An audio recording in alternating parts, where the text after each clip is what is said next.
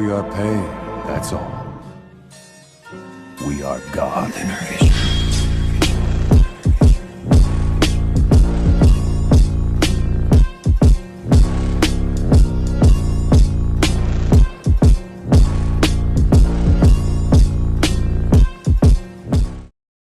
Hey guys!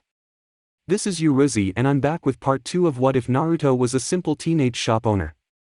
Things aren't always as simple as they seem. Just because he found himself in a new world, Naruto shouldn't have forgotten this. Now he must deal with fallen angels, devils, perverts and God, all while maintaining a relationship and running his store. Things can never be simple for him. Don't forget to hit like and subscribe and check the author in the description. Let's start. Chapter 6. Ophis the infinite dragon god was born from the chaos and nothingness of the universe. From the moment it took its first breath, all it knew was the silence of the world. And it enjoyed every single last second of that silence. It spent countless of years in that silence and it wouldn't trade it away for anything. And it didn't seem like it would ever have to give that up. No one ever visited the dimensional gap. Anyone that somehow made their way into the dimension was usually destroyed instantly. Great Red seemed to be an exception to that rule. The dragon actually seemed to thrive in the turbulent environment. The dimensional gap was constantly filled with its boastful laughter as flew through the dimension. The whole experience had been rather surreal to the infinite dragon before the fact that someone had invaded its home had finally settled into her brain. The infinite dragon and the Great Red thus entered into combat. Ophis wanted its home and silence back to herself while the Great Red wanted to continue doing its cool tricks without anyone watching him. For two beings of great and almost unimaginable powers, the argument seemed almost childish, but no one was there to point that fact out. The two dragons clashed over and over again, each battle ending in a tie. While it was a tie, it was technically a loss for Ophis as Great Red remained in its domain. This sequence of battles continued for decades until Ophis came to a sudden realization. It couldn't beat the Great Red. No matter how powerful it thought it was, its power could and would be met by the apocalyptic dragon. It would never regain the silence it had came to love at this rate. This forced Ophis to come up with a solution to her problem. From her many trips into outside of the dimensional gap, Ophis knew that there were powerful beings in existence besides itself. None as powerful as her, but still some were very powerful. If it managed to gather enough of these powerful beings under one banner, it could possibly beat or at least force Great Red out of the dimensional gap. And so, the Cows Brigade was born. Ophis went about recruiting dozens of different creatures from each of the different factions. She even recruited humans who were the descendants of heroes. It had gotten to the point where their numbers had started to reach into the hundreds, but Ophis knew it was not enough. The Great Red was a being of immense power that could rival her own, and Ophis knew it could completely wipe out the Cows Brigade if necessary. Great Red would be able to do the same if the group went into battle. Ophis needed more, it needed something greater to fight against the dragon, and something greater did appear. It literally ripped a hole through the dimensional gap before disappearing into the human world. But in that brief moment where the blur was in the gap, Ophis felt power. Unbelievable, overwhelming power that had actually frozen the infinite dragon in its tracks.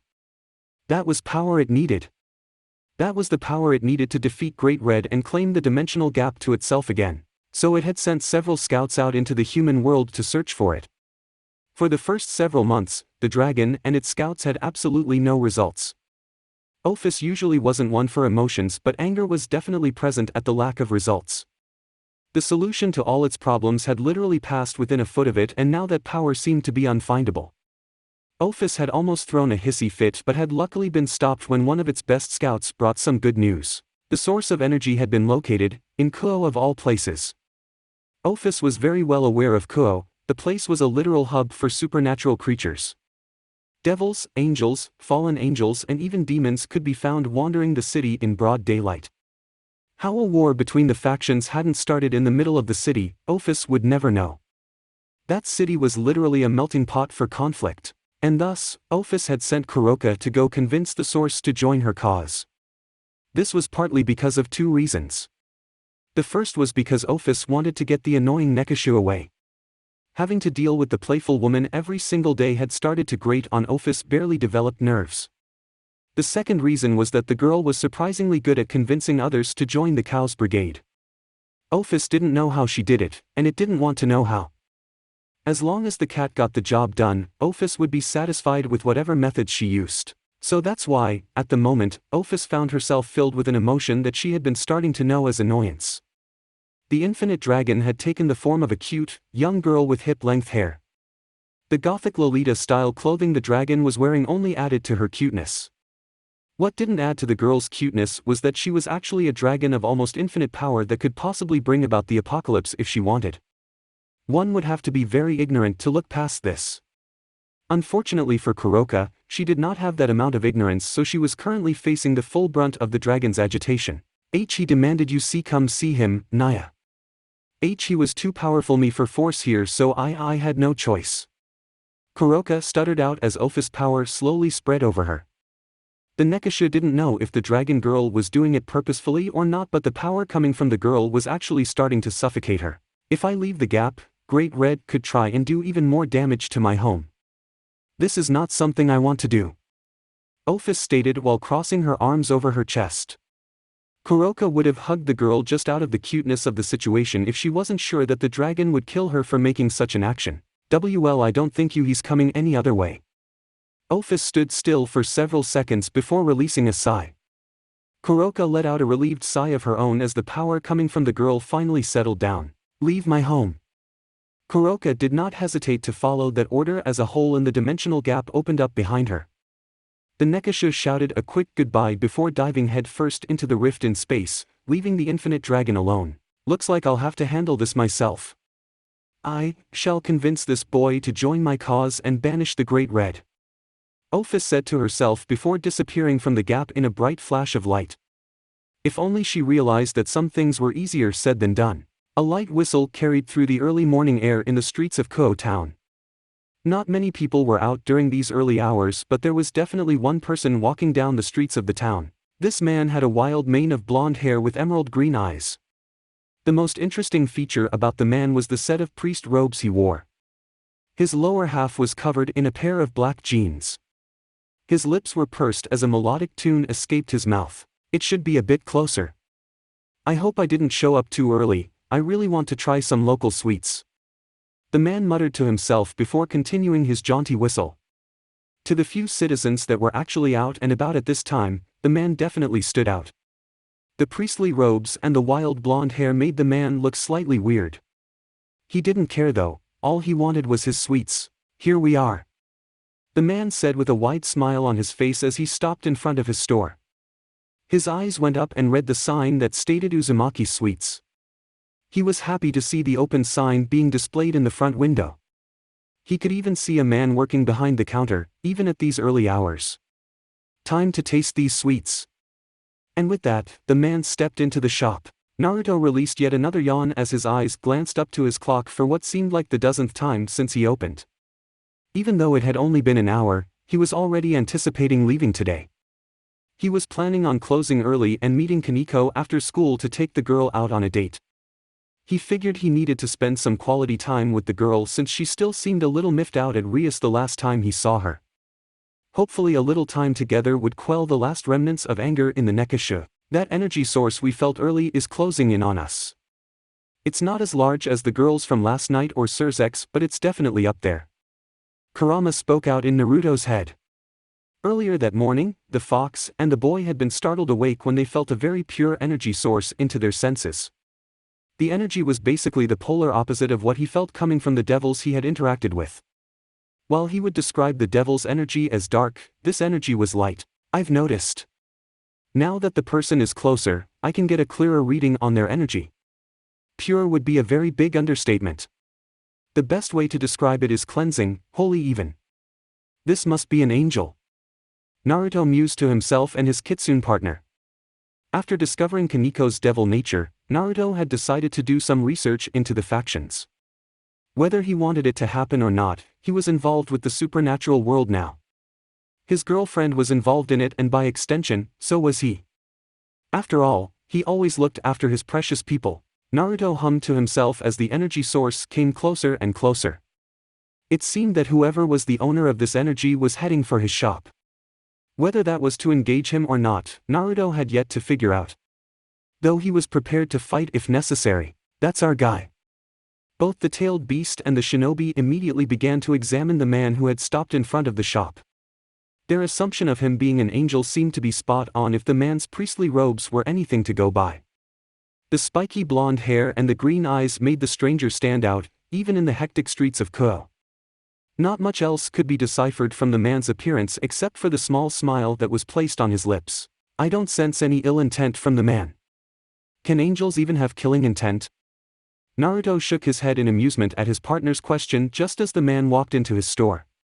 It was time for action, it seemed. Welcome to Uzumaki's Sweets and congratulations on being the first customer of the day. Naruto finally spoke out loud. The man's smile only seemed to grow larger as he stepped further into the shop. His eyes closed as he took a deep inhale. His smile turned serene as he opened his eyes once again, revealing his sparkling eyes. Thank you for the pleasure of being first, my friend. Usually I do not wake up this early, but when I heard that this town had a shop dedicated to selling sweets, I just had to come myself. The man said while walking to the counter of the shop. His eyes swept over the display counters lined with rows and rows of desserts and candies. A small line of drool slowly dripped out of the man's mouth as his gaze grew more intense. It's always the powerful ones that have weird food habits. You humans have always been strange. The first Hokage had his sushi obsession. Mito obsessed over red bean cake, you have your ramen, and even this angel has an obsession with food. What is wrong with you people? Naruto chose to ignore his partner as he continued to stare at the drooling man. Not a problem at all. What can I get you for today? Everything is guaranteed to be made fresh. By this point, the man in the priest robes had his face pressed against the display case.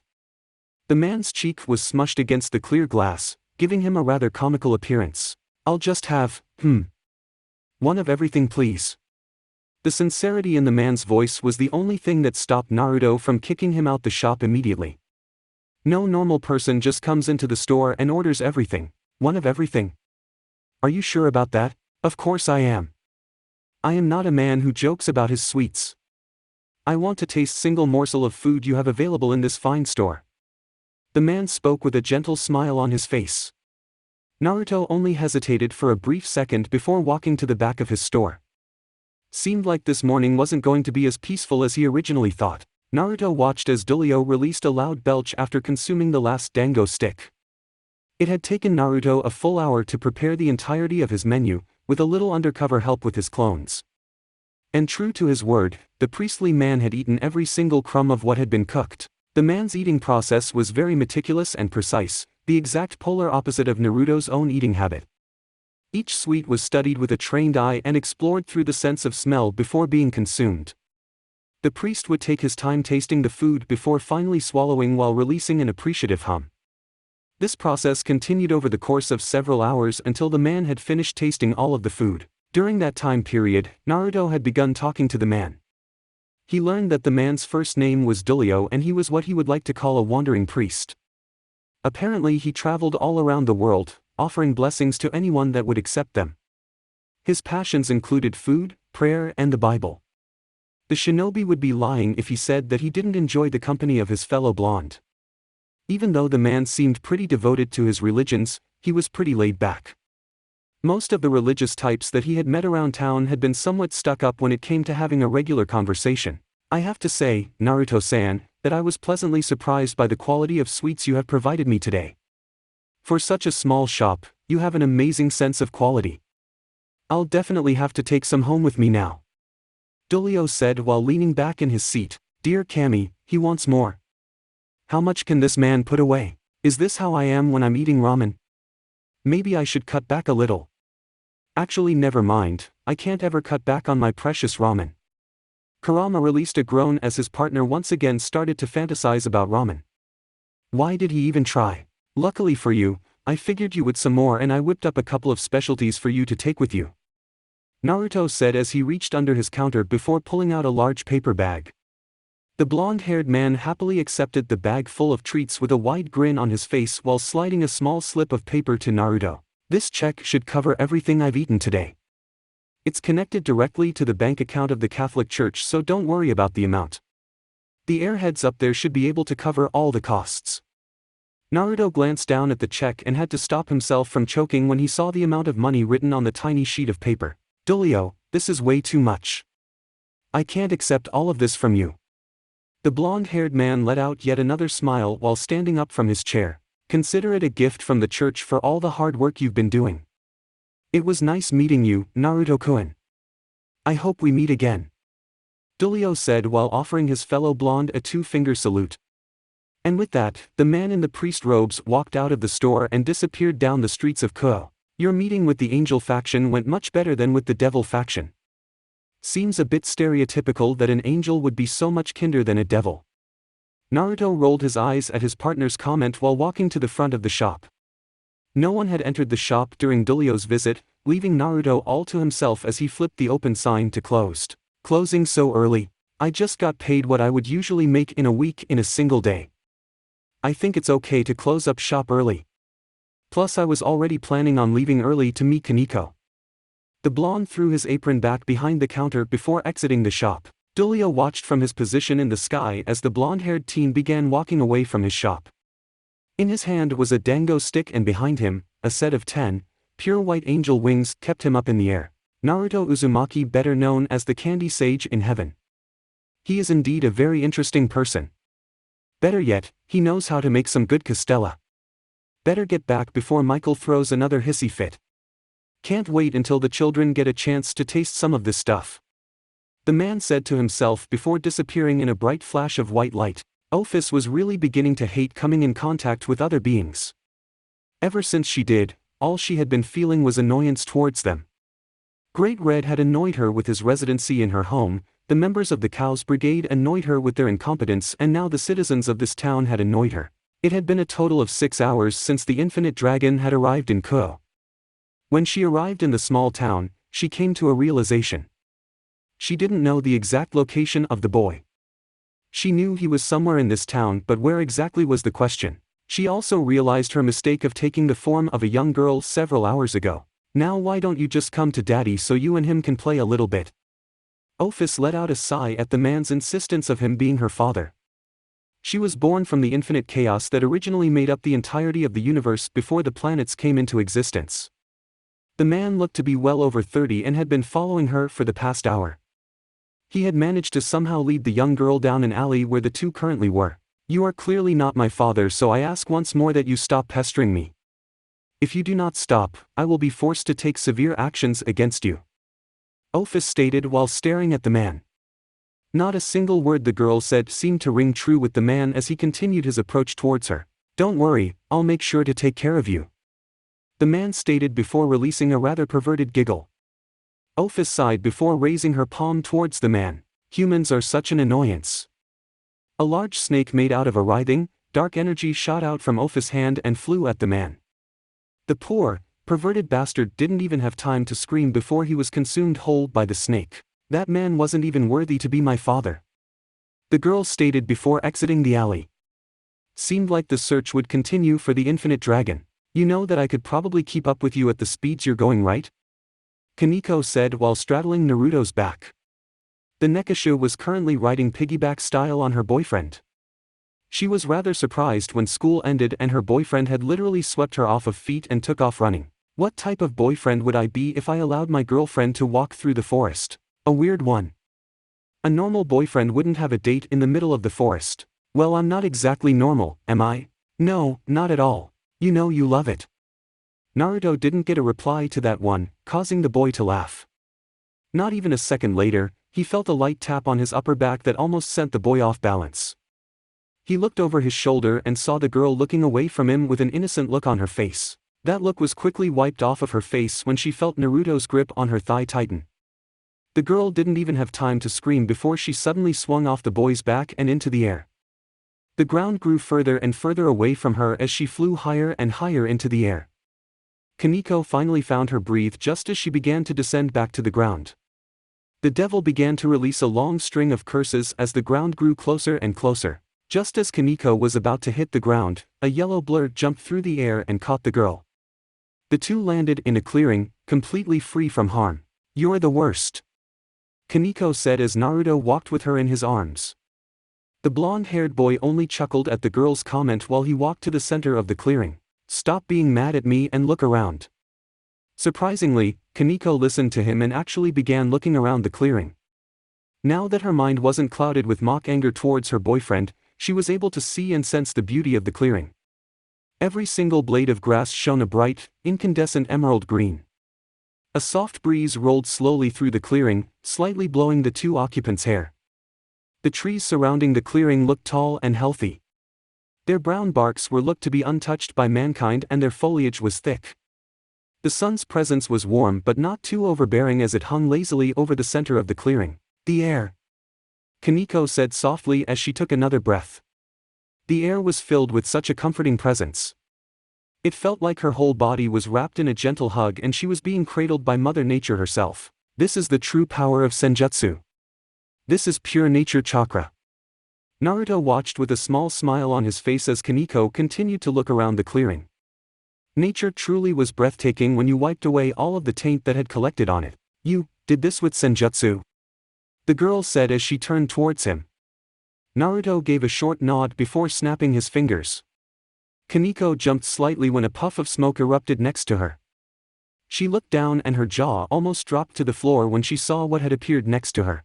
Laying on a picnic blanket, an entire buffet worth of Kaniko's favorite food shone majestically. Everything from cheesecake to deep-fried donuts were present in front of her. "And I did this with my bare hands. I think my bare hands are just slightly bet." Naruto didn't even get to finish his sentence before he found Kaniko's lips pressed against his own as the girl latched onto the front of his body. The blonde boy didn't hesitate to return the kiss as he gently lowered the both of them to the ground. The two stayed in the embrace for almost a full minute before Naruto finally separated. "As much as I was enjoying that, I don't want anything going to waste. So let's dig in." Kaniko didn't need to be told twice as she grabbed the closest cookie next to her and began to munch on it. Naruto grabbed himself a bowl of mochi and began digging in. The couple happily ate under the sunlight, completely unaware of how hectic their lives would soon get. "Hey little girl, are you lost? Do you know where your parents are? Someone so young shouldn't be out so late." "I am not young, I am infinitely older than you. I was born within the chaos of the universe so I have no parents. Now leave me be. Now is not the time for make-believe or playtime. It's already dark and I'm sure your parents are worried and searching for you. I will slay you if you do not leave my presence. You shouldn't talk to adults like that little girl. I'm sure your parents would scold you for doing that. Now come with me so we can find your parents or at least get you somewhere safe for the night," the policeman said before turning around and attempting to grab Ophi's hand. The man was surprised when he grabbed nothing. He turned his head around and saw that the little girl was already halfway down the street. "Hey! Get back!" Ophis twisted around as her upper body began to morph. The policeman stared in shock as the upper torso of the girl transformed into a grotesque dragon-like monster made of writhing snakes.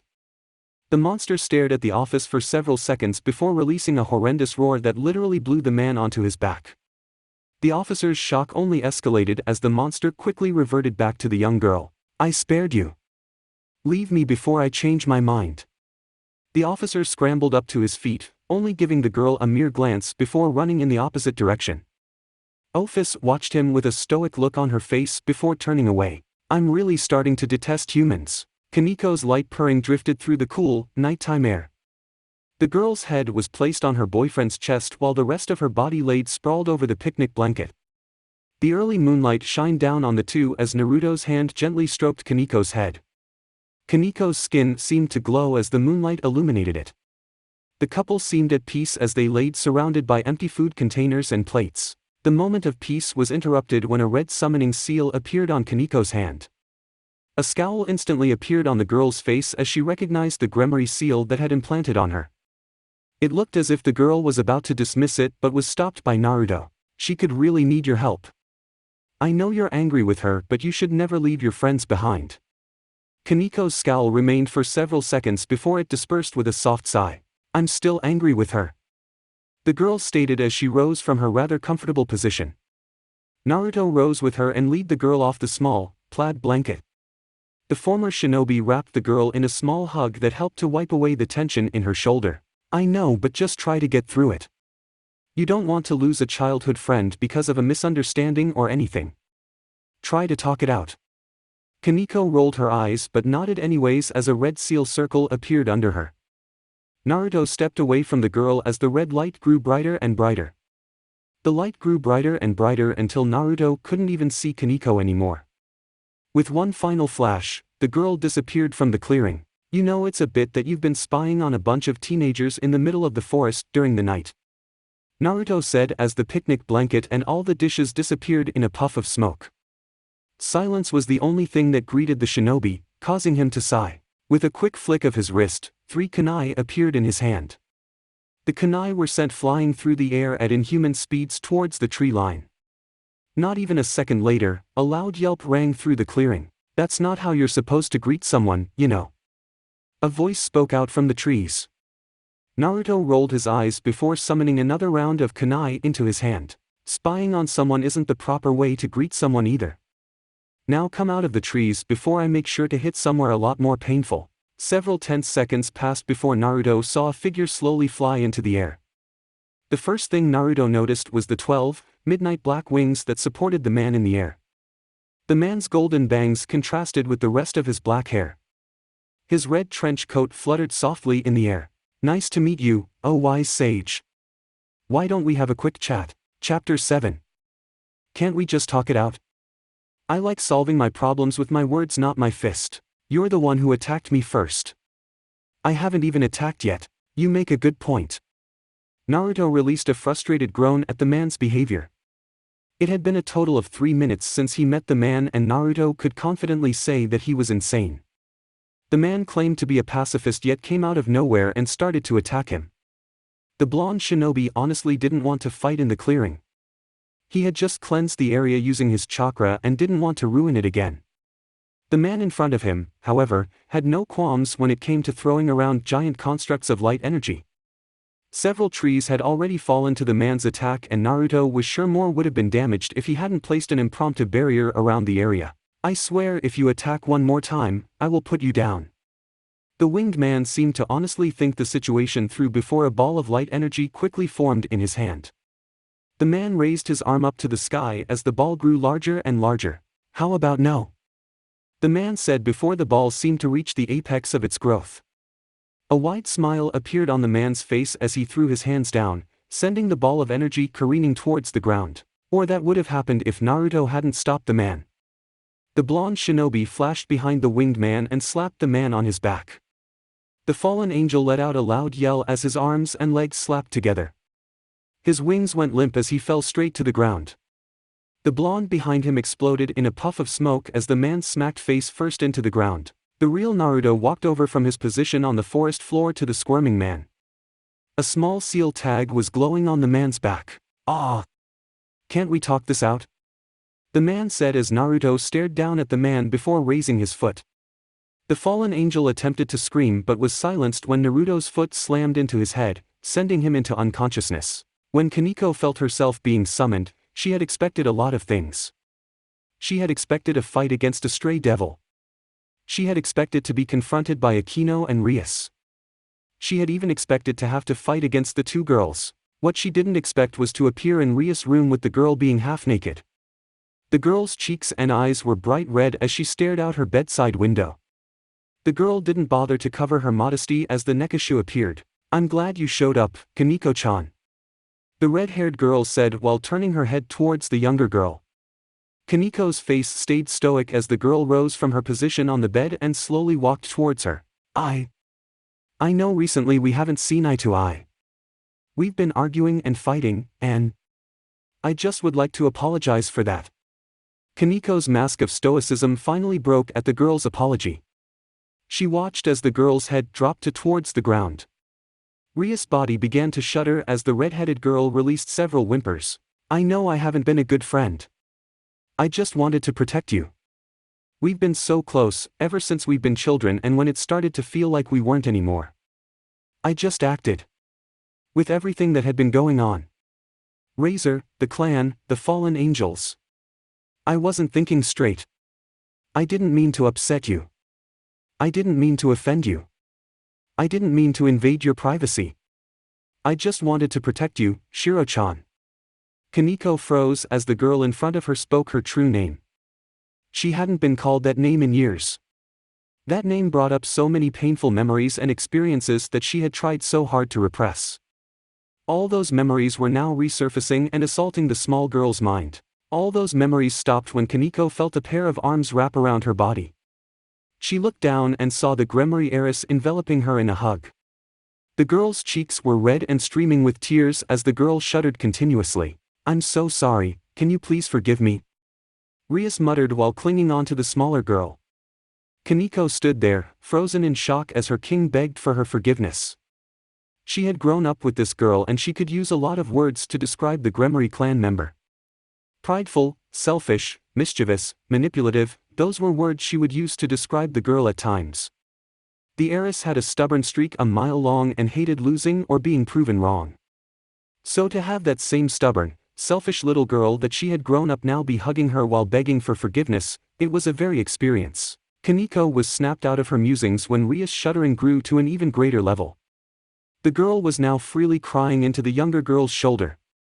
Kaniko began to find it harder and harder to stay mad at the girl as the tears continued to come out. The last bit of her resentment left as the girl collapsed onto her knees.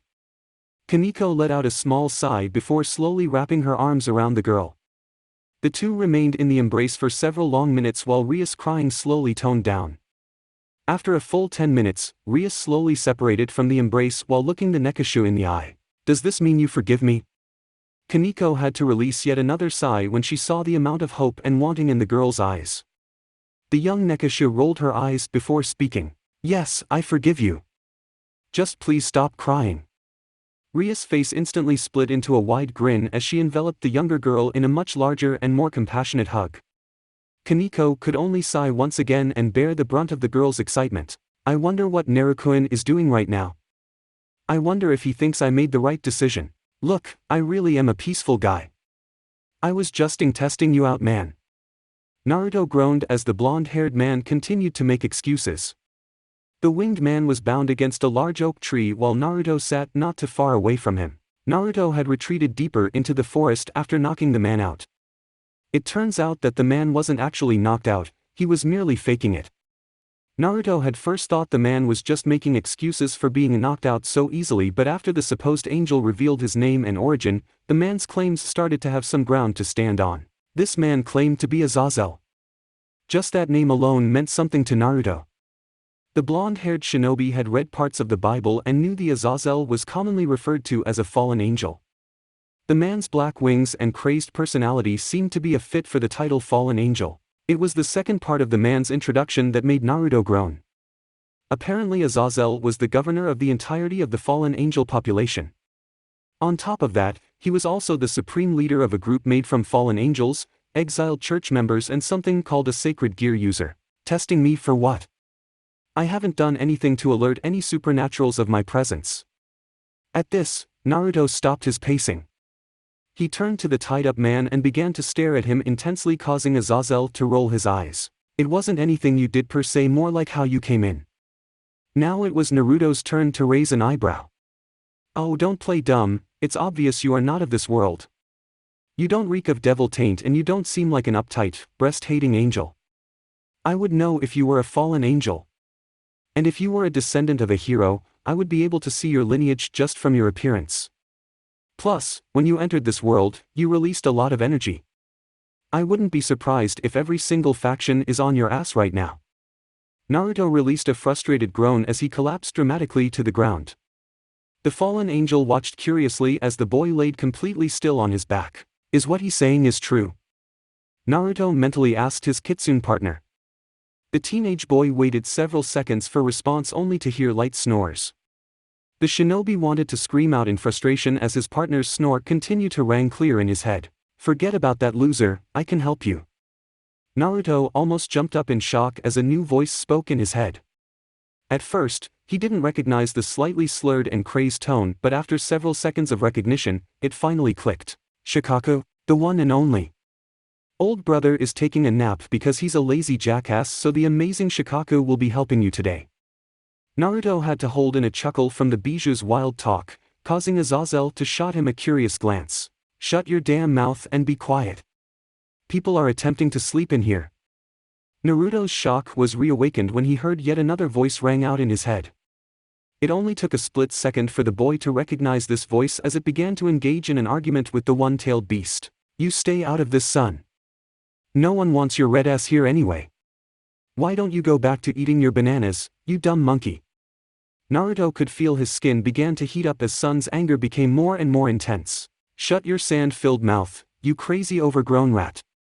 I will not be insulted by anyone, especially you.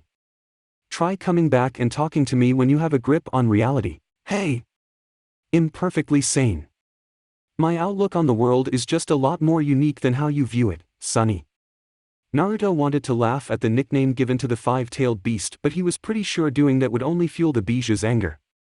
Instead, he continued to listen to the two brothers argue and bicker. Don't you dare call me that name.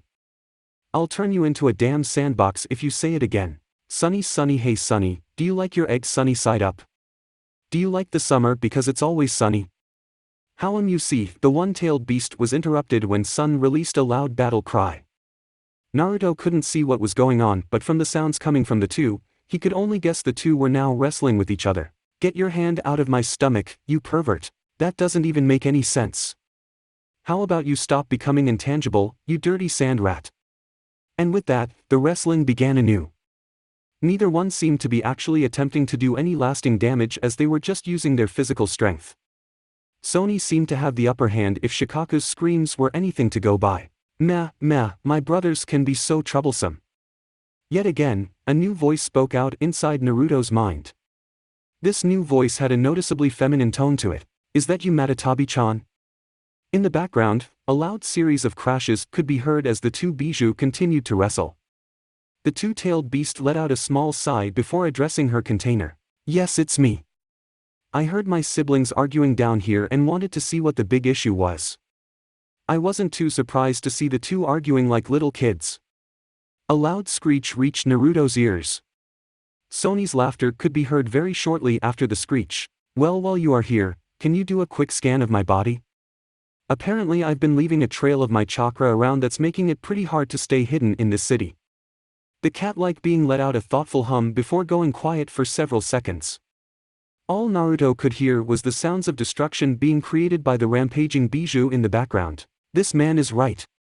A small amount of excess chakra has been leaking from you. Normally, in our world, this would go completely unnoticed. Large amounts of chakra was constantly being pushed into the air every single second of the day. Every single living being had chakra back in our world. Here, things are different. Chakra is nowhere near as prominent. Even the smallest traces of it stand out. Anyone that knows of chakra and knows how to sense it could possibly track you and find you if given enough time. Naruto mentally cursed at the new information. This would make staying hidden much harder to do. I'll deal with that after I finish with this guy. Thanks Machan for the info. Not a problem at all, Naruto-kun. If you need me, I'll be disciplining these two for waking me up. Naruto had to hold in another round of laughter as the cat released a loud battle cry and jumped into the fray. A new bout of screams filled Naruto's mindscape as Matabi began to beat her siblings. And people have the nerve to call me crazy. Naruto was snapped out of his small trance by the fallen angel's voice. The blonde-haired shinobi rolled his eyes at the comment while walking towards the fallen angel. So? Azazel. You have my attention now. What do you want? The man's face slowly morphed into a small smile as he looked the blonde boy in the eye. All I want is a fishing partner and some nice conversations. Ophi's eyes scanned over the destroyed section of the forest. A large section of trees had been completely wiped from existence. Huge chunks of the earth were gone. Giant gashes were cut into the remaining trees while a multitude of misplaced branches and leaves were scattered around the small clearing. He was here. I can sense him. That same energy. The infinite dragon said to herself as she examined the clearing. The small girl was so caught up in her examination of the clearing that she didn't notice the small herd of deer that had wandered into the clearing. The deer had noticed her though as they slowly made their way up to the powerful being. Ophis looked down at her hip when she felt a small prod on it. She was slightly surprised to see a young buck poking its nose against her leg. The dragon gave a small scoff before redirecting her attention back at the clearing. The young deer didn't seem to get the message as it continued to push its head against Ophis. The dragon let out a small sigh before raising its hand. The deer watched as the petite hand went up to the sky before quickly descending towards it. A loud crack spread through the clearing as the limp body of the deer went sailing across the clearing. Ophis watched as the carcass slammed into one of the remaining trees in the clearing before falling to the ground. It should have went away, the young girl said as she turned to leave the clearing and continue her journey. She was stopped, however, when she heard a loud series of growling. The girl's head turned and she was unexcited to see a small herd of deer angrily growling at her. It seemed that the death of one of their children had angered the herd. Each one of their deer were breathing heavily while lowering their antlers towards Ophis. Do not make me kill you as well. The deer paid no attention to the girl's word as they charged at her. Ophis released a sigh as a portion of her powers manifested in her hands. So troublesome. And with that, the clearing exploded in a large blast of dark energy. There's a lot of things going on in this world that you are unaware of. A lot of moves going on in the background that may or may not involve you in the future. Azazel said casually while sending his fishing reel into the water. The blonde shinobi and the fallen angel were sitting in a simple wooden boat that was floating aimlessly in what looked to be a large lake. Naruto, after several minutes of inner debate, had decided to let go of the man and go fishing. The boy was sure he could restrain the man if he attempted to do anything tricky, plus he was curious on what information the man held. Well, that's rather obvious. I didn't expect this world to be filled with devils, angels, and fallen angels. I'm only just hitting the surface on all of this. I need more information. The blonde stated with a clear amount of agitation in his voice. As a shinobi who had been on his fair share of missions gone bad, Naruto knew that having information was key, no matter what situation you were going into. His mission in Wave was a prime example for that. Tazuna didn't tell Team 7 that he was being hunted down by Gato and Kakashi, Sasuke, Sakura, and even himself had almost died several times during that mission. Because of the lack of information, Team 7 went in underpowered and completely unprepared. And that almost cost them their lives. I want you to tell me everything you know. I need to know. Azazel's eyes narrowed while the smile on his face grew. Naruto could already sense the man's intention before a word even left the fallen angel's lips. I want you to work with. No.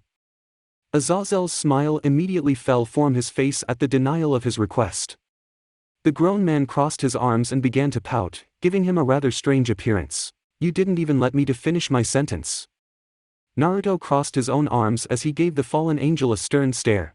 If it involves working with you and your faction, my answer is no. I'm still sure I can't completely trust you, and I know for sure that you have some ulterior motives. Your body language literally screams it. Azazel's pouting reached even higher levels at the biting remark. Naruto had to hold in a shiver at the sight of a grown man whining and pouting like a child. I'm a good guy, I swear. After all, I was an angel. I was made to be good. Is the key word. You're no longer an angel. I read up on fallen angels. You guys lose your status as holy beings when you indulge in sin. I wonder what sin made you fall. Did you kill someone, steal something important? Stealing? Being envious? Azazel's pouting disappeared at Naruto's questioning. A dark look covered the man's face as he began to chuckle manically. I am one of the original fallen angel. My fall had an aftershock that was felt through the entirety of the 7 heavens. My sin was so great that I was one of the first that God made fall. My sin was. Naruto gently leaned in as the man gave a small pause. Curiosity had claimed the boy at the fallen angel's dramatic tone. I coveted the very thing no angel ever should. Breast. Wonderful, fluffy, meaty, silky, jiggly breast. My love and want for breast far surpassed anything that my former holy nature could contain. I knew that each handful of breast held an almost infinite amount of possibilities and power that was just waiting to be unlocked. God knew this as well and made me fall. That bastard. The blonde shinobi stared at the dark-haired man in silence for several seconds. Azazel seemed to be completely wrapped up in his own speech as the man didn't see the younger male walking towards him with his arm pulled back. He didn't even sense him when Naruto was standing only a foot away. He did sense him, however, when Naruto slapped him upside the head, sending the fallen angel down to the ground. The man's mad rambling about breast was now being silenced by the wonderful piece of ground that had found its way into his mouth. Naruto was standing above the man with an agitated look on his face while staring down at the perverted angel. I think I was cursed since birth by Kami to be surrounded by perverts. I can never get away from them. Naruto mumbled to himself as the man below him started to mumble about breast while slowly climbing to his feet. Azazel Ascension was brought to a halt when Naruto's foot slammed into his back, sending him face first into the ground once again. I see you are one of the breast's haters.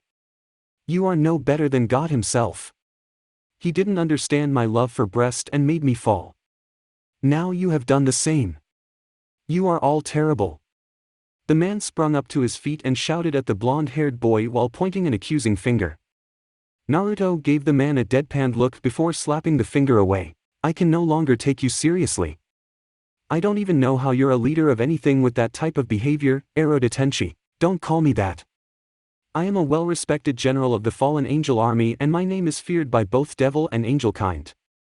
You should call me Azazel or Azazel-sama if you want to impress me. I think I'll stick with Erodetenshi. Don't call me TH. Is Erodetenshi getting upset? Listen here you br. Erodetenshi, you agitation is showing you, perv. I will key. Calm your nerves Erodetenshi, I'm just messing with you. You don't have to hide your perversion around me. If looks could kill, Naruto would be dead 9 times over as he continued to play on the fallen angel's nerves. The man's eyes were dangerously narrowed as they were aimed at the snickering blonde. If you're finished with your jokes, maybe we can get back to the main topic. My answer is still no Erodetenshi. Damn you br. The man suddenly froze as a large energy wave road washed over him. Naruto froze as well as his sensing abilities picked up on the energy as well.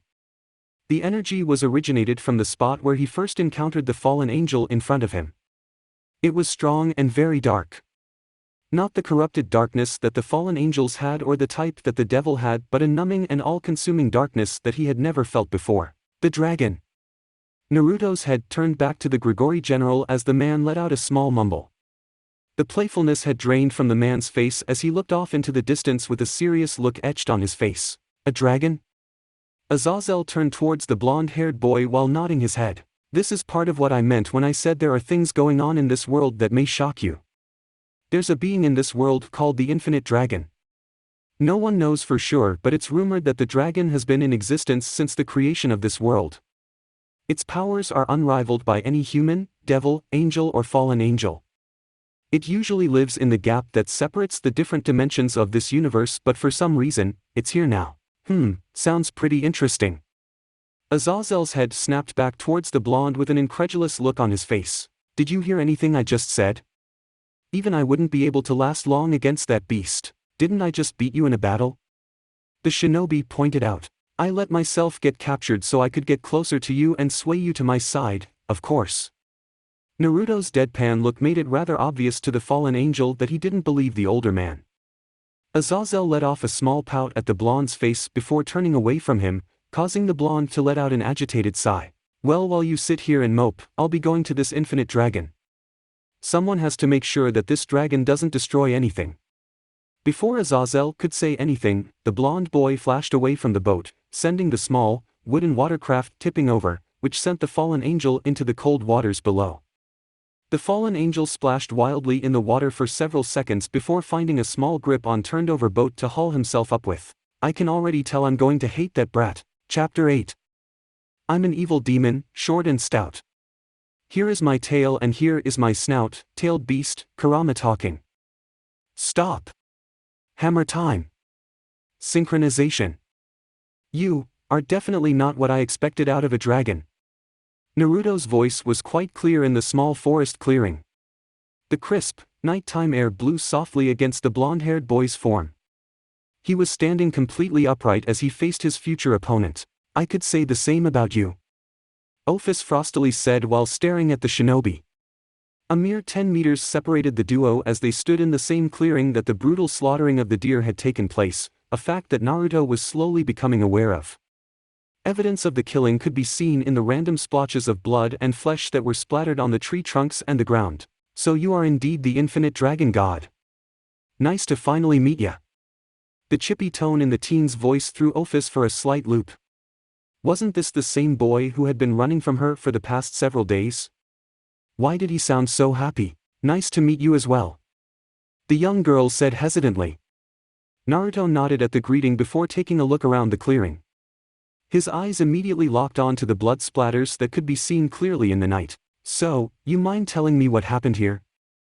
Seemed like someone made quite a mess, Naruto said while placing both his hands behind his neck. Ophis stared strangely at the boy for a mere second before indulging in his request. I merely got rid of an annoyance. However, I grow tired of this banter. I came here with a purpose, and that purpose does not include this mindless talking. Ophis' voice was frost-like in tone as she stared down the boy in front of her. His lackadaisical demeanor did not shift in slightest by the harsh tone used by the dragon.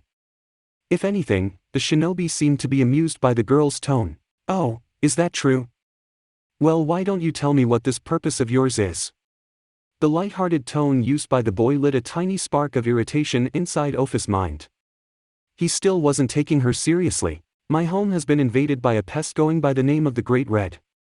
I require your assistance in driving this beast from the dimensional gap. In return for your services, I will reward with a great power that will allow you to rival a god. Ophis finished off by flaring a bit of her power. Naruto stared silently at the girl for several seconds before unfolding his hands from behind his head. The boy's smile grew softer as his eyes locked with Ophis. Nah, I'll pass. The casual tone and smile that the boy had honestly made Ophis doubt he heard him correctly. She honestly hadn't expected for the boy to be denied. I warn you, if you refuse I will have to kill you. So I ask once again, will you join me in my conquest to banish Great Red from the dimensional gap? My answer is still nope. Anger at the denial began to slowly boil inside the dragon as she looked on the lax blonde. Tiny wisps of her power began to flow around her form as her self-control began to wane. Very well. If that's the decision you have made, so be it. Ophis casually raised her arm as a dark ball of energy formed in her hand. Naruto had no time to even examine the foreign energy before a small snake exited the ball and came shooting towards the blonde. The speed at which the snake was traveling at was enough to even surprise the blonde-haired shinobi. Fortunately for his health, he managed to quickly get over his astonishment and dodged the agile reptile by sidestepping the attack. Unseen by the blonde, the snake quickly turned towards the blonde's back in midair once the blonde dodged its initial assault. The creature released a sort of strangled hiss from its mouth before flying at Naruto's neck and sinking its teeth into it. Ophis watched in a mixture of boredom and slight disappointment as the blonde began to writhe and scream in pain. The boy's skin began to crack and rip apart as his body failed to contain the almost limitless power of the infinite dragon god.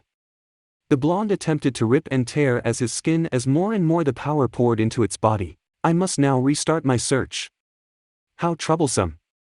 Ophis muttered as the boy's body exploded in a large mass of black snakes that slowly slithered their way back to their master. The girl was so sure of her victory that she didn't even notice that the same boy that she had just killed was now standing behind her. She quickly became aware of this fact when Naruto's fist slammed into her jaw. Now Naruto knew that he wasn't the physically strongest person in his world. Rock Lee, Guy, Kisame, B and A were all perfect examples of shinobi who, in his base form, could utterly humiliate him in a strength contest. Their niche was strength and they mastered that aspect of combat to a T. But that didn't mean he was weak by any measure when he wasn't in his 6 Sage Paths mode, using Kurama's chakra or accessing Senjutsu. His speed and strength were still ranked in the level of a Kage. That's why the blonde was very surprised when the girl in front of him didn't even flinch when his fist impacted against her cheek. If anything, the girl seemed to actually be relieved that he was alive and fighting back. I'm glad to see you're at least making this somewhat interesting. The girl muttered as Naruto jumped away from her body. Azazel's warning was repeating itself in Naruto's head as the small girl casually turned towards the boy and began to look him up and down. How did you manage to avoid my first attack? My snake detected no abnormalities when it bit into you. Oh, it's really a lot simpler than you would imagine. First you simply mole. Ophis' focus was taken off the boy when she felt another force slam into her cheek. This time, the force was much stronger, strong enough to actually lift the girl from off of her feet. The dragon god's feet left the ground as she went sent flying across the clearing and slamming head first through a tree. That's gonna get her angry. That's gonna get her very, very angry. Naruto muttered to himself as he felt a buildup of the same dark energy come from near the broken tree. Not even a second later, the remnants of the tree exploded into a countless number of wooden shards as Ophis rose back onto her feet. A dark bruise that was quickly healing could be seen on the girl's face alongside a small grin. A small amount of amusement could be seen dancing along the girl's lips as she focused her stare on the blonde boy. "You're one of the few people who have actually managed to harm me, even if it's in this weak form. You should feel proud of that." The energy surrounding Ophis grew more intense as she took several short strides towards the blonde. Naruto quickly summoned several Kanai in his hand and sent them flying towards the girl. The shinobi was met with immediate disappointment as he watched his Kanai dissolve on contact with the energy. "Better make sure I avoid that," Naruto muttered to himself as a large snake manifested itself from out of Ophis' energy. The snake leveled its head towards Naruto, shooting a dark gaze at the boy. Its eyes were glowing red as it wrapped itself around the body of its owner. It's like if Orochimaru had a daughter with a creepy dragon. Definitely not a good combination. The snake released a loud screech into the nighttime air before charging towards Naruto. The snake's speed was almost blinding as it reached the boy in under a second. The snake unhinged its jaw before snapping it shut around the shinobi, or what was actually a log. Unseen by the snake, Naruto once again escaped the creature's wrath with a quick use of the replacement technique. Ophis' attention was quickly brought towards the ground when she heard several thumps beneath her. Her eyes immediately fell upon the bladed weapons that had a strange piece of paper wrapped around it. The piece of paper sizzled as it slowly ate itself up. How curried! Before the girl could finish her sentence, the handmade paper tag exploded in a brilliant fireball. Naruto, from his position almost 100 yards away, whistled appreciatively as the giant flame reached its way up towards the sky. "May have overdone it a bit with those explosive tags," Naruto said as the flames continued to reach higher and higher into the sky. He had taken out a small portion of the forest with that explosion. "Think otherwise." Naruto's eyes widened dramatically when he heard a feminine voice behind him. Before he could even react, he felt a strong force wrap around his body. The teen had to hold in a scream as he felt his body begin to suddenly burn. "We're going somewhere where you can't run. I need to see your full capabilities," Ophis said, completely unharmed from his last attack, as she looked upon her captured prey. The snake construct she made earlier had wrapped its body around the blonde and was constricting the boy's movement. Before his very eyes, Naruto watched as the air began to distort. The distortion started off small, almost unnoticeable at first, but quickly grew larger and larger. Before long, the air was rippling violently as if it was attempting to rip itself apart. The process continued for several seconds before everything in the clearing grew still. Without warning, a large portal ripped itself into existence in the middle of the clearing. Naruto didn't even manage to take a good look at the rip in time and space before he found himself thrust face first into it. "You won't be able to run from me here. This is my home," Ophis muttered to herself before stepping into the portal. The tear closed up after her, leaving the clearing in silence once again. "I feel like Guy just body slammed me into the Hokage monument." The blonde released a groan as he slowly picked himself up off the ground. While he was pulling himself off of the strange material, he noticed the telltale signs of his tailed beast mode surrounding him. "I don't remember activating this." "That's because I did it for you." A small smile popped on Naruto's face when he heard the voice of his partner ring out in his head. "I'm glad to see you're awake, sleeping beauty. I was beginning to wonder if you just went up and died in your sleep." "Whatever. I'm glad to see you still need me to help you fight your battles. What in the hell did you get yourself into now? Just the atmosphere of this place would have seriously harmed or even killed you if I hadn't activated the tailed beast mode." A frown appeared on Naruto's face at this information. This was the dragon's home and just being in it was enough to kill him in his base form. He would have to be careful maneuvering his way through here. "Apparently I'm in a fight with a dragon god who wants my help in taking back her home from another dragon. So basically, same old stuff." Kurama snorted at how utterly nonchalant the boy was acting about the situation. In all honesty, he shouldn't have been that surprised. This was Naruto he was talking about after all. "Though, this place is beautiful. I can see why she would want to fight for it. Just wish I didn't get dragged into it." The dimensional gap truly was a beautiful place. Countless amounts of vibrant colors danced around the blonde. There seemed to be no end in sight to the beautiful background. "Trouble always seems to find you, no matter where you go.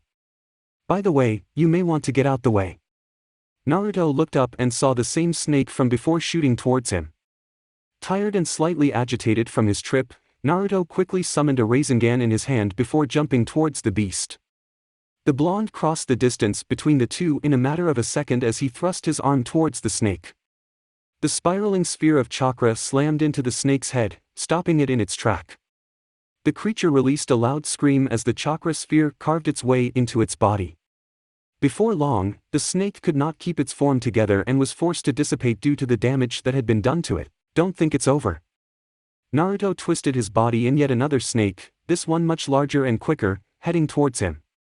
The blonde released a loud groan before bracing himself for the impact. The snake slammed head first into Naruto's awaiting hands. The boy latched onto the beast's jaw, keeping it shut as the beast attempted to swallow the boy whole. Naruto's own chakra and the strange energy the snake was made up of seemed to be in a sort of power struggle as Naruto continued to restrain the beast. The power struggle quickly turned in Naruto's favor when a shadow clone appeared behind the snake. The clone grabbed onto the snake's tail before pulling on the beast's rear, sending it whipping away from the original and high into the air. The snake released a loud hiss as it was forced airborne. Before the beast could gain control of itself, several clones appeared above it with their legs raised high into the air. In perfect unison, the clones brought their legs down on the snake's body, reversing its full momentum. The reptile was now streaking towards the ground as the full force of several Naruto clones fueled its descent. The snake slammed mercilessly into the earth, cracking and splintering the ground beneath it. The creature let loose a soft hiss as it attempted to crawl its way out of the mini crater it had just made. Its retreat was stopped when several oversized shurikens slammed into its body. The snake's movement became erratic as it tried to squirm its way out from under the weapons. Unfortunately for the snake, it ended up losing the battle as it was forced to disperse due to the damage that had been done to its body. Don't want to alarm you, but there is another snake heading your way. A large scowl appeared on Naruto's face as he looked at the sky and saw Ophis forming another snake from her body. An agitated growl ripped its way through the teen's voice as he saw the creature began to grow larger and larger. I'm tired of these goddamn snakes. Naruto muttered to himself as 6 magenta quickly settled on his body, indicating that he was now in his 6 paths sage mode. The boy's narrowed yellow eyes were focused on the god. 2 chakra arms materialized out of Naruto's back as the boy's feet slowly lifted from the ground. A massive Rasengan appeared between the 2 chakra arms as Naruto took off flying towards the dragon god. His power. It's grown even greater. Ophis thought to herself as she watched the blonde's new form dance around his body. The 2 new arms that had sprouted out of the ninja's body were interesting but nothing too out of the norm, well, at least when it came to Ophis. On the other hand, the giant sphere of chakra was something the dragon would definitely like to avoid. Rasen absorption. Ophis was caught off guard when a new arm came shooting out of Naruto's back and grabbed her by the waist. Before the dragon could react, the chakra arm guided her lithe form into the giant Rasengan, slamming the small girl into the S-rank jutsu. Ophis had to actually hold in a small grunt of pain as she felt the attack grind into her body. The sphere of chakra had broken through the layers of her skin and were now grinding against pure nerve and muscle. This had been one of the first time the dragon god had ever been injured in her human form. The fact it had been by a human made the surprise even more shocking. Impressive. A brief look of shock crossed Naruto's face when he heard the same monotone voice speak out from above him. The girl should have been screaming and yelling in pain while the Rasengan shredded every layer of her skin, muscle, nerves and bones. Instead, she was just casually remarking on the power of his attack. Get out of there. Kurama's warning came too late as Ophis made her move. The same dark energy from before surrounded the girl's body, causing the Rasengan to destabilize. The injuries that had been inflicted on her only a couple of seconds ago were completely healed in an instant. The sphere of chakra that had just been attacking the girl now dissipated uselessly into the air as Naruto could no longer keep its form. Before the blonde could retreat away from the girl, a large shock wave emitted from the girl. The shock wave slammed into the boy's body, throwing him backwards for hundreds of yards. Naruto's chakra arms were ripped from his body as the force behind the attack ripped through the blonde's body. Naruto's flight came to a rather messy stop when his body impacted against the ground. The shinobi slid for an extra dozen yards as he went tumbling along the ground. He finally came to a stop when his back slammed mercilessly into an old ruin, sending it crumbling to the ground and on top of the blonde. I feel like Guy, Tsunade, and Madara Mule kicked me in the chest. Naruto's audible groan could be heard as he pushed the debris off of himself. The boy could feel his bones mending themselves back together from the damage that had been done by the attack. I told you to get out of there. If your warnings could come just a little bit sooner, that would be so much more helpful. Well, here's a new one. There's a massive buildup of energy coming from the girl right now. You better look out. Naruto's head turned towards the girl, eliciting another groan from the boy at what he saw. The dark energy that the girl possessed was now surrounding her body in the ethereal form of a snake. A snake that was close to 100 meters long and had the wings of an European-style dragon. Rows of midnight black scales could be seen faintly glowing along the construct's body. Its eyes were glowing a dark purple as its gaze was settled on Naruto. Kurama. Yup. Full synchronization. Yup. Glad we're on the same page. Naruto's clapped his hands together as he closed his eyes. In his mindscape, the nine-tailed beast was in a similar position as the two partners began to sync their minds and powers together. Ophis watched from within her construct curiously as the energy around the boy began to fluctuate. The cloak the boy had donned was now changing in size and shape. Two rabbit ears appeared on Naruto's head as his feet once again left the ground. His chakra cloak continued to grow as the boy flew higher and higher into the air. Synchronization complete. Ninetails chakra mode, tailed beast transformation. Naruto's voice took on a much deeper and guttural tone as Kurama's chakra flowed freely and fully through his body. The untamed power of the strongest tailed beast was now under his control. This form always feels the weirdest. I feel like I have the biggest sugar high in the world, yet my mind is as clear as ever. Naruto muttered to himself while giving his muscles a small flex. Every fiber of his body was currently being pumped with the purified Bija chakra. Less talking, more focus on fighting the giant dragon in front of us. It's time to stretch my limbs. Kurama's voice was an echo in the blonde's mind. This was the tailed beast's favorite form. No limits, no hiding behind a seal, no distractions. Just his partner and him going all out at their full strength. Right. Naruto stated before slamming his fist together, flaring his chakra to its highest point while sending a powerful shock wave out from his position. Waves of dust and debris were picked off from the ground and sent into the air by the wave. This power. Ophis muttered after she was forced to stabilize herself from the force of the blast. This wasn't anything like what she expected. The power she had originally felt coming from the boy was just the tip of the iceberg. What she was feeling right now completely outshone everything she had felt before. Ophis was snapped out of her musings when she saw an orange flash appear out the corner of her eye. The girl attempted to turn her head, and by extension her construct's body, but was too slow to avoid the massive right hook that slammed into her construct's body. Just because she couldn't see the punch didn't mean she didn't feel it. This hit was much more powerful than Naruto's initial strikes. The punch threw the dragon's construct off balance as it went rocketing down towards the ground. The dragon slammed into the ground, sending dust up into the air as it cracked the ground underneath it. Fox beats snake all the time. Believe it. The happy tone mixed with the boy's rather rough-sounding tone made for a strange combination that would have creeped out most people.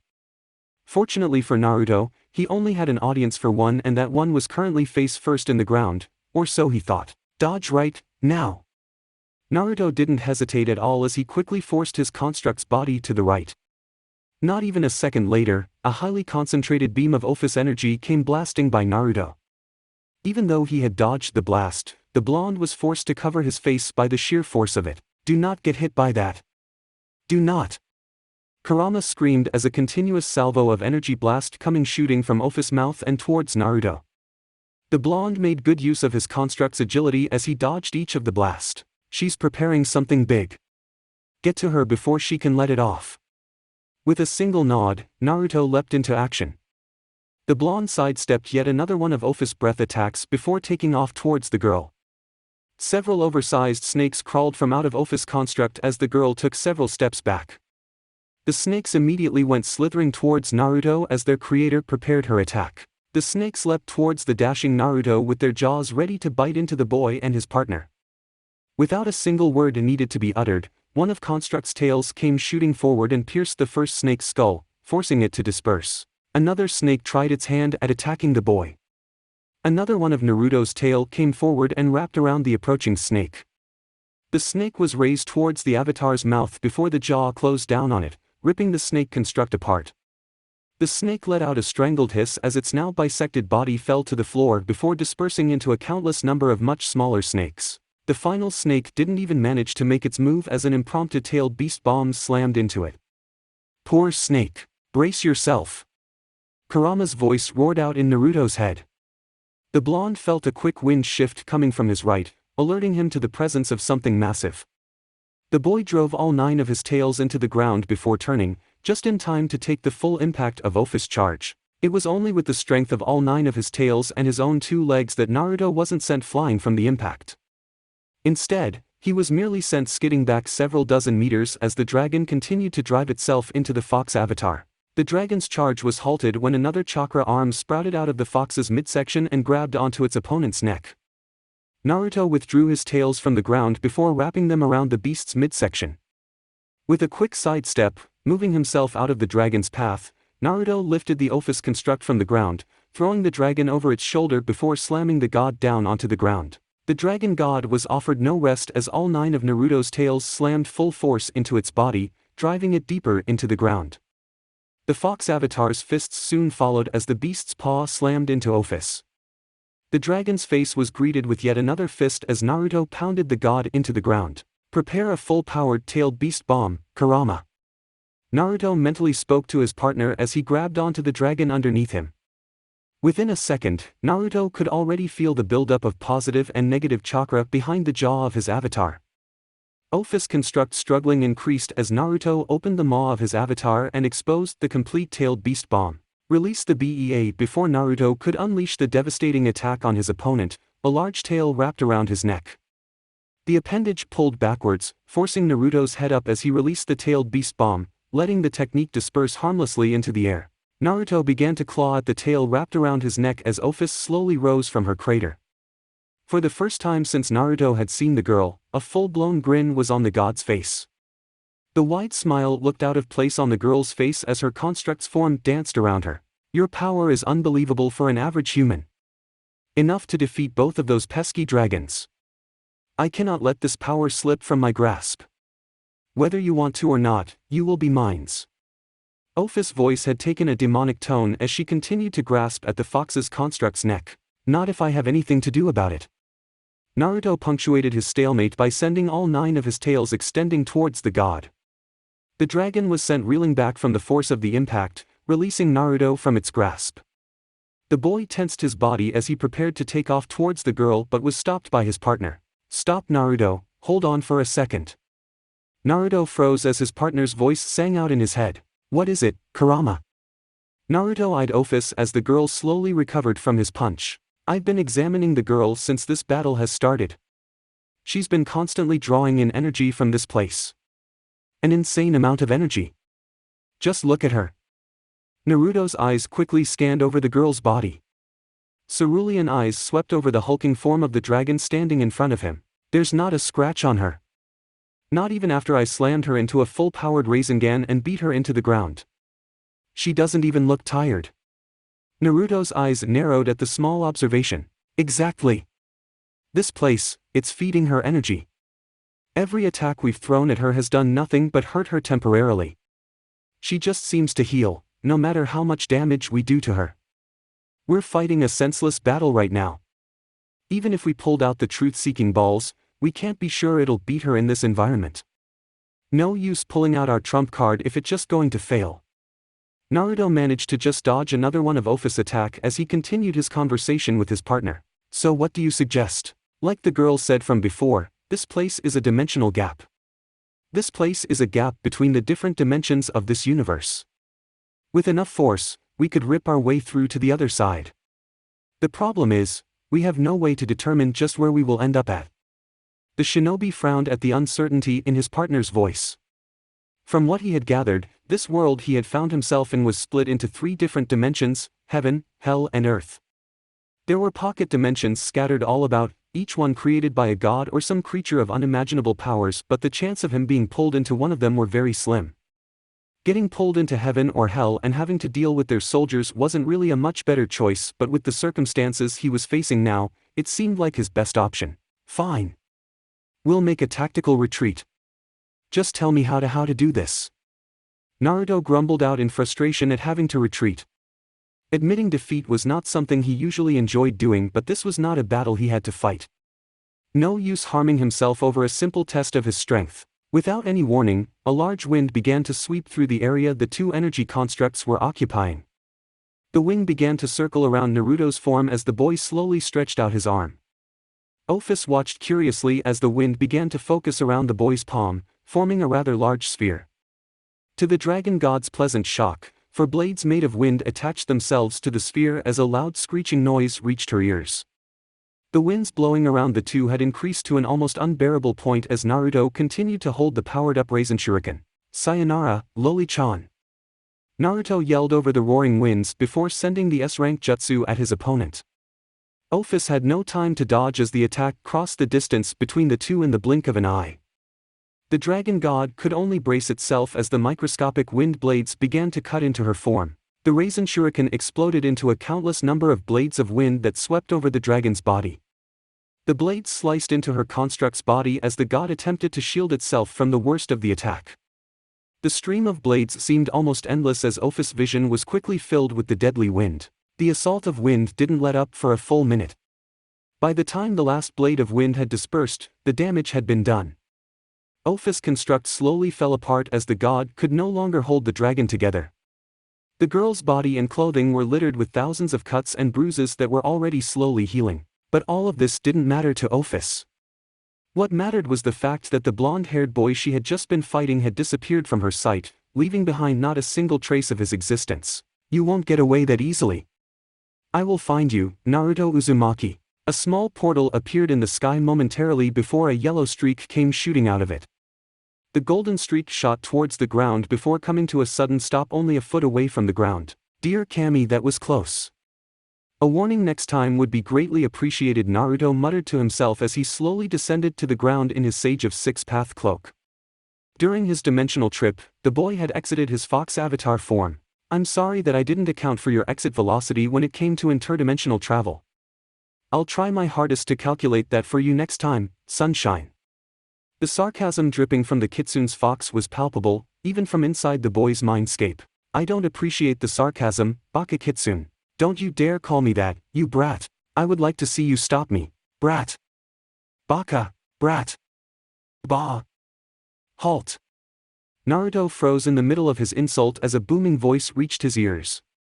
A small prick could be felt on the back of his neck as the blonde-haired boy stood stock still. You have 1 second to explain how you've reached the 6th heaven before I eradicate your name from the Book of Life. I have a perfectly good explanation for this. Chapter 9. All throughout his life, Naruto had grown used to dealing with getting himself into some pretty bad situations. All of his pranks back in his childhood had left him in a good amount of trouble with the Hokage and the village. He had almost gotten killed multiple times over the length of his ninja career. And he had just gotten finished fighting a dragon god. So Naruto could safely say he had been in some pretty crappy situations. But the situation he found himself in now topped all the other situations. Somehow, most likely due to his ungodly amount of crap luck, he had managed to tear a dimensional hole into heaven of all places. Even worse, he didn't appear in the lower levels of heaven. No, he appeared in the 6th level of heaven, which was apparently where Michael and Gabriel, the archangels of heaven, slept. And it just so happened, once again most likely due to his crappy luck, Michael was present on this level and had been alerted by his arrival. I'm only going to repeat it one more time before I banish you from this plane of existence. Who are you, how did you get here, and why are you here? Michael stated as he leveled his sword at Naruto's back. The angel's usually handsome face twisted into a harsh visage as he stared at the teen in front of him. His 12 white wings reached out behind him. The man's halo was glowing a bright yellow as if to signify the man's agitation. What the hell did you get us into now, Kurama? Naruto mentally screamed at his partner as the point of Michael's blade poked against the back of his clothing. On the outside, the blonde had managed to keep a somewhat calm look on his face, but on the inside, he was mentally cursing every entity in existence, including his partner. I told you what risks we were taking when we originally came up with this idea. Don't get all pissy with me just because Lady Luck doesn't like you. The tailed beast almost sounded like he was chuckling at the boy's misfortune, adding more fuel to Naruto's agitation. The blonde could sense that the angel's patience was quickly running thin and he had to say something quick or else he wouldn't be making it back to Earth. I got here on accident, I swear. I was just walking out. Naruto released a loud yelp as he had to quickly duck under Michael's sword. Do not lie to me, you heathen. I will not accept such sin from anyone in this sacred place. Michael said as his halo began to glow brighter. The angel looked as if he was about to smite the boy with his angelic powers, causing Naruto to panic even more. Okay. I'm just a simple candy shop owner. Naruto was forced to dodge around a large ball of light that was shot from Michael's palm. The ball of light was quickly followed by a massive spear of light that almost pierced Naruto's torso. Fine. I was fighting a dragon god and I ended up here after the fight by accident. Stop trying to kill me. I thought angels were supposed to be nice. Naruto yelled out as the archangel looked to be preparing another attack. Michael paused in his charging of the attack, seemingly contemplating his fellow blonde's explanation. This point was further proven when the angel let the buildup of light disperse from his hands. You finally speak the truth. I hope your experience here will teach you that lying will only lead to your downfall. Naruto almost did a double take at the angel's now gentle tone. It was so different from the angry voice the man had used not even a second ago that it was hard for Naruto to believe it had come from the same person. I'm sorry for lying. I've had some bad experiences when it comes to being too truthful with people. Naruto mumbled out as he stared at the strongest angel in heaven. The man offered a brief nod before clapping his hands together. Suddenly, with a bright burst of light, a book appeared in front of the angel. The book was an extravagant piece of work.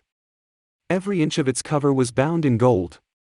Strange markings and symbols, too complex for even Naruto, a seal master, to understand, were carved into the book. A bright light shone from the confines of the book, forcing Naruto to look away from it. Michael seemed to be able to look at the book with no problem at all as casually flipped through the tome. How intriguing. Your name is not present in the Book of Life. Not even amongst the blotted. Naruto Uzumaki, according to this created by God himself, you don't even exist. Michael's narrowed eyes met Naruto's as the angel let the book dissolve in the air. Naruto released a nervous chuckle as his hand slowly slid to the back of his head. Ah! I also have a good explanation for that. Naruto's nervousness was apparent as the angel in front of him glared a hole into his skull.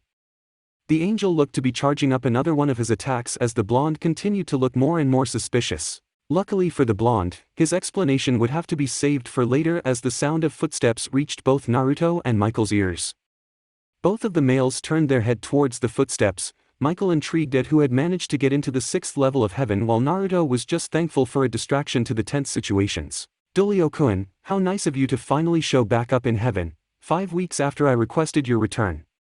The reincarnated angel had a lollipop in his mouth as he casually strode towards the duo. Unlike the last time Naruto saw him, 10 pure white wings were coming from Dulio's back. Sorry Michael-san.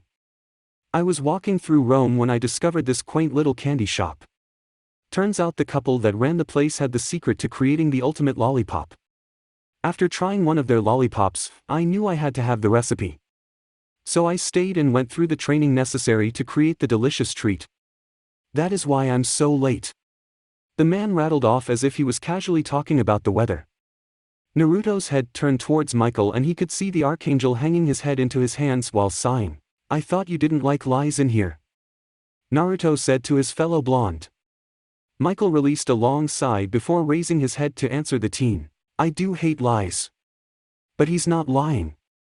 No matter how ridiculous it sounds, he's actually speaking the truth. Michael muttered while staring at his subordinate. The former exorcist seemed to not be affected by the angel's glare as he continued to lick at his lollipop. Oh, I also met and talked with Naruto for a bit. He's the source of that disturbance I told you about a few days ago. Dulio stated as he finished his lollipop. Without missing a beat, the man reached into his coat's pocket and pulled out another lollipop which he proceeded to immediately start licking. So that would explain why his name isn't in the book.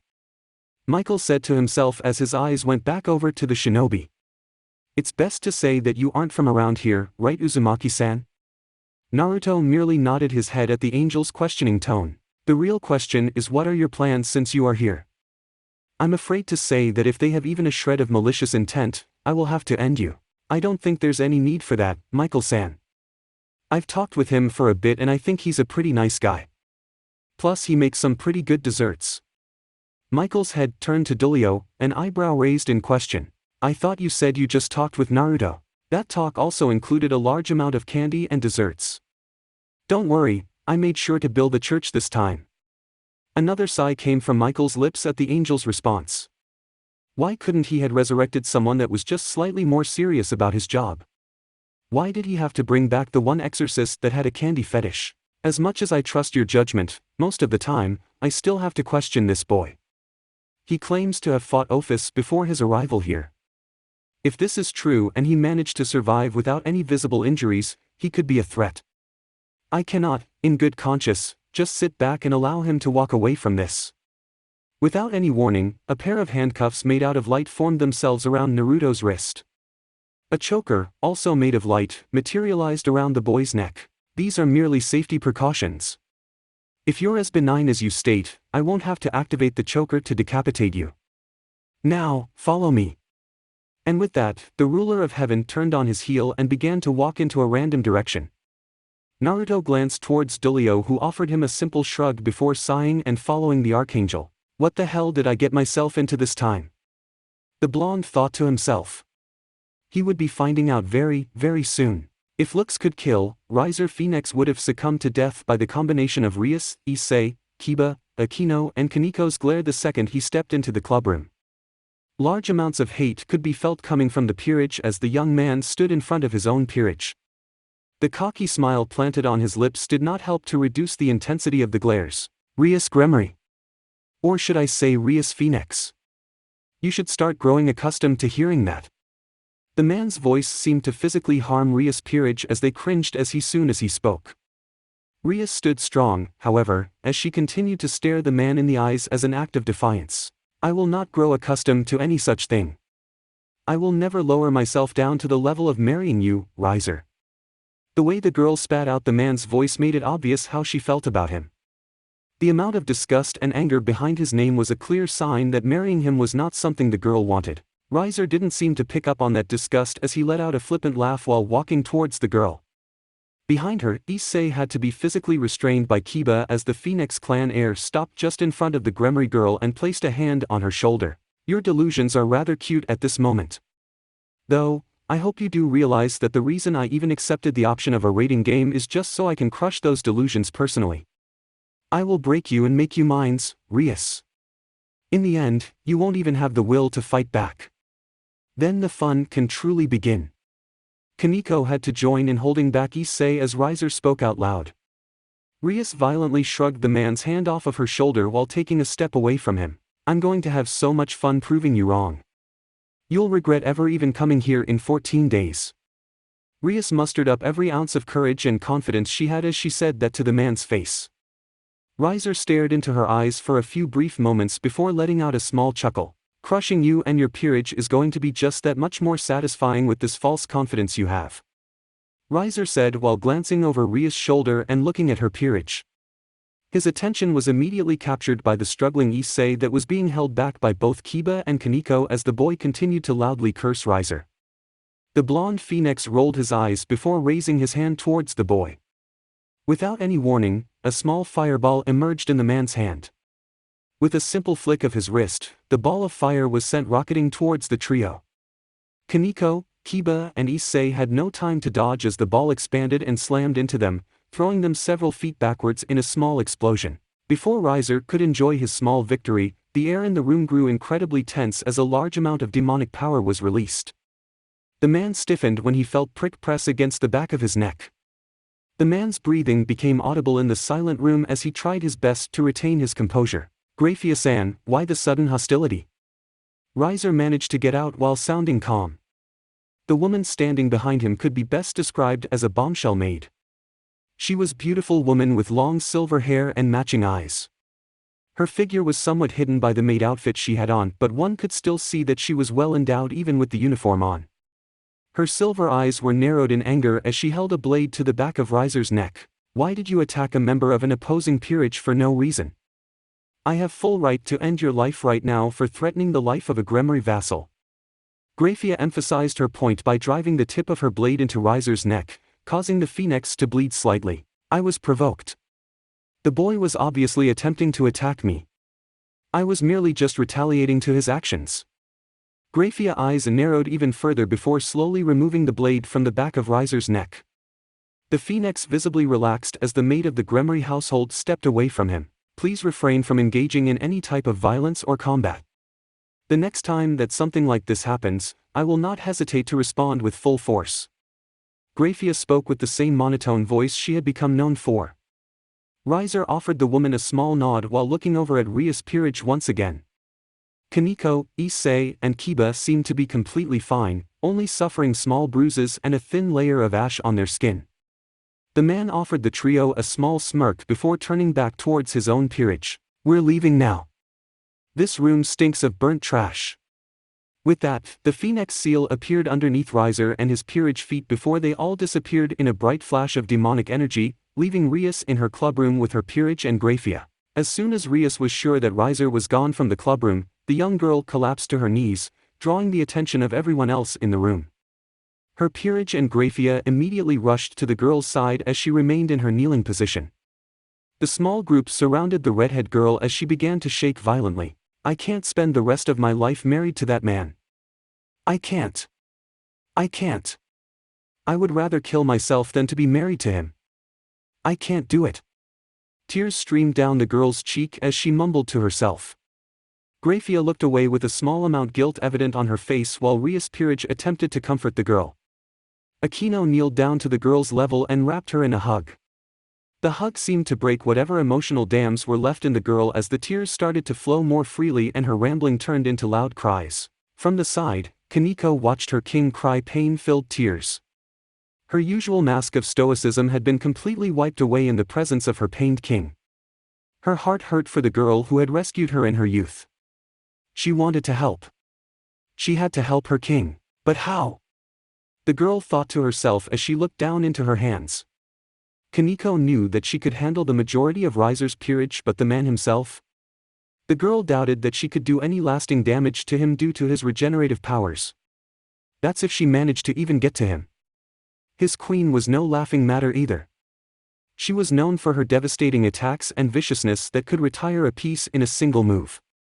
She wouldn't even be able to get close to the queen before being blown to hell. I need to get strong.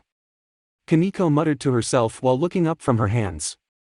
A look of determination had crossed the girl's face as she looked at her king. She had to become strong for her king. By any means necessary. So, you claim to have fought Ophis, the infinite dragon god who is considered one of the strongest beings in existence, out of curiosity. Michael's voice was filled with an incredible amount of disbelief as he looked at the teen sitting in front of him. Naruto nodded his head to the best of his ability with the choker wrapped around his neck. The two blondes had found themselves sitting in a simple room that Naruto had quickly deduced was used for interrogation. A long wooden table separated the two beings as a single light lit the Spartan-esque interior of the room. Well, when you put it like that, it makes me sound bad. She was going around and destroying stuff. I just confronted her to make sure she didn't cause any more harm that she had already done. Naruto answered the man with a slight undertone of embarrassment in his voice. Wasn't she doing all of this damage while searching for you? Michael said accusingly, his eyebrow raised in question. He's got you there. Kurama chimed in, interrupting his long run of silence. Mentally, Naruto flipped the beast off before responding to the tailed beast. Well, yes, but that doesn't mean I did anything wrong. She was just interested in me because I am powerful. I didn't side with her or anything like that. Naruto attempted to plead his case to the strict angel. Michael seemed to be having none of that, however, as he continued to hold his scrutinizing gaze on Naruto. Is that so? Then pledge your allegiance to the church and heaven. If your intentions are good, that shouldn't be a problem at all. You know that our mission goal is for the spread of peace and Christianity throughout the world. Michael gave his ultimatum to his fellow blonde, causing the younger male to sigh. Kurama, already gathering chakra. Just get the choker and handcuffs off of us and we'll be good to go. Even though the kitsune could be a pain in the ass at times, Naruto was grateful that he had his partner with him. It would make escaping situations like this so much harder. I can't actually do that. Naruto admitted. While he did respect the church for its orans and intentions, He knew that allying himself to them was not an option. First of all, he would be blind to see that even with the church's good intentions, not everyone a part of it shared the same motives. The fact that fallen angels even existed proved that the church wasn't infallible. Second and most importantly in his mind, Kaneko was a devil. Joining the church would pit the two against each other, something that Naruto definitely did not want. I see. Then I'm afraid to say that I cannot allow you to leave. You have seen the inside of the 6th level, something that most regular angels never get to see. I cannot allow you to return to Earth with this knowledge. Michael stood as he said this. With a snap of the man's fingers, the choker around Naruto's neck tightened and the handcuffs around his wrist began to glow bright. Do not worry. Your accommodations will not be inhumane. Us angels tend to treat our prisoners with the respect they deserve. Unless you're a devil, then just being in my presence would prove to be somewhat agitating to you. Michael stated. Naruto glanced down at the handcuffs that confined his wrist, a small frown on his face as his eyes swept over the restrainment tool. I'm afraid to say that I can't stay here any longer. Don't take this personally. Before Michael could question the boy's weird comment, a literal wave of power swept over the angel. Naruto's chakra cloak exploded around the boy's body, shattering the choker and handcuffs that were restraining him. The archangel staggered backwards as waves of chakra coming from Naruto hit him. I hope this doesn't damage my chances of going to heaven when I die. Naruto said cheekily before shooting the stunned angel a two-finger salute and flashing out of the room. Several seconds later, several multi-winged angels came charging into the room. They were shocked to find their leader sat on the ground with a bewildered look plastered on his face. Michael-sama, what happened in here? Where's the prisoner? One of the angels asked as the others secured the room. Michael seemed to finally snap out of his shocked state at the man's question. His head snapped upwards as his lips settled into a thin line of concentration. Contact Gabriel immediately and tell her to return immediately. Call the rest of the archangels to the meeting room. We have an emergency. If Ophis could describe one word for today, that word would be terrible. This day had been absolutely terrible for the dragon god. From start to end, she had to deal with the nuisance known as humanity as she attempted to hunt her target down. It took all of the self-restraint that she had managed to muster since her creation at the beginning of time to not transform and wipe Kuo off the face of the world. In hindsight, she sort of regret not doing that in the first place. To make things even worse, her target had managed to slip away from her grasp.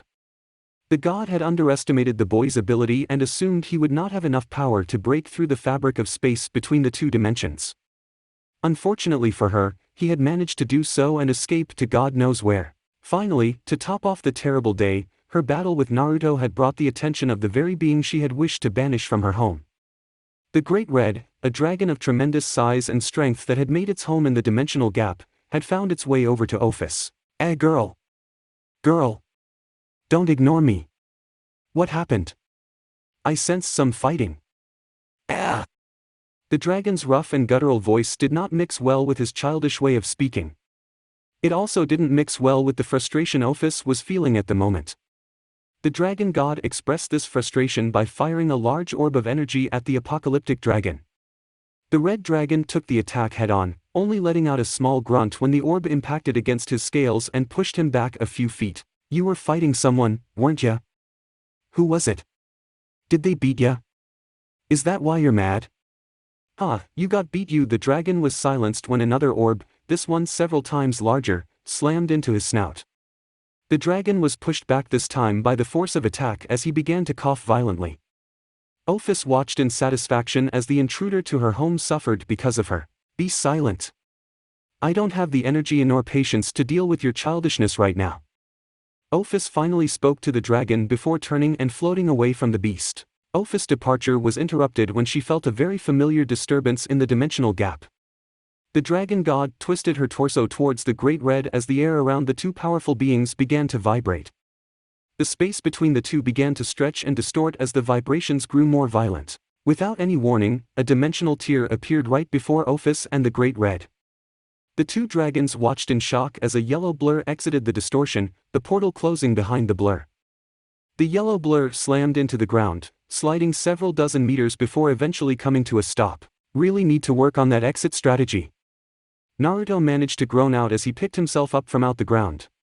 The blonde stood up to his full height while dusting off the dust and debris that had collected on his chakra cloak. The blonde rolled his neck from side to side, a loud crack emitting from his body as his joints popped back into place. Now where did we end up? Now.